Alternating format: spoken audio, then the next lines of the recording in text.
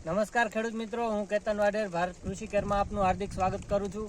આપણે એક આજે પ્રગતિશીલ ખેડૂત છે જેમના ખેતરે આવેલા છે. તો સૌપ્રથમ આપણે એમનો પરિચય લઈએ.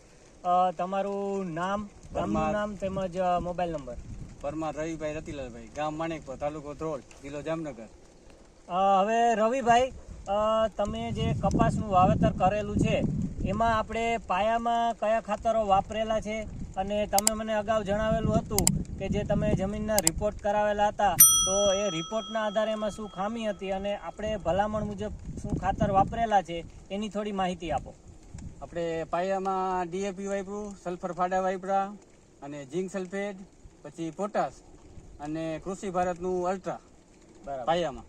તો તમે જે ત્યારે જણાવ્યું હતું કે રિપોર્ટમાં કાર્બનની ઉણપ બતાવે છે, એના માટે આપણે શું નાખવું, તો જે આપણે આ ભારત કૃષિ કેરનું અલ્ટ્રા ખાતર વાપરેલું છે, તો તમને એવું લાગે છે કે જે તમે દેશી ખાતર નથી વાપરતા, તો એની જગ્યાએ આ કાર્બન માટે આ અલ્ટ્રાનું રિઝલ્ટ તમને કંઈ સારું જોવા મળ્યું છે?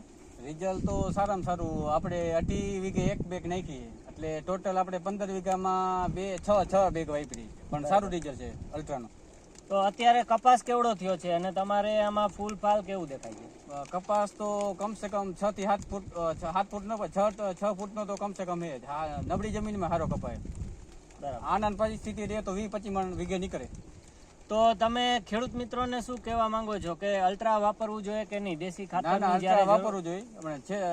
છાણિયું ખાતરમાં તો થોડો ખર્ચ વધી જાય. અલ્ટ્રામાં કાંઈ વાંધો નથી, કાર્બનનું ભરપૂર આવે, એમાં વાપરવાનું કાંઈ છોડવું મજબૂત રહે અને ફાલ સારું આવે ફાલિંગ. ધન્યવાદ. ખેડૂત મિત્રો, હું તમને બતાવું છું. આપણે આ જુઓ તમે,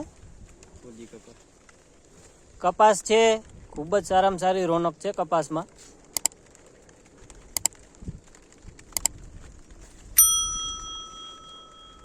આ તમે સામે જુઓ નીચેના ખેતરમાં કે જે ખેડૂતે પ્રેક્ટિસ કરેલી છે નોર્મલી બીજા ખાતરો વાપરીને, એ પણ તમને સામે જ દેખાય છે.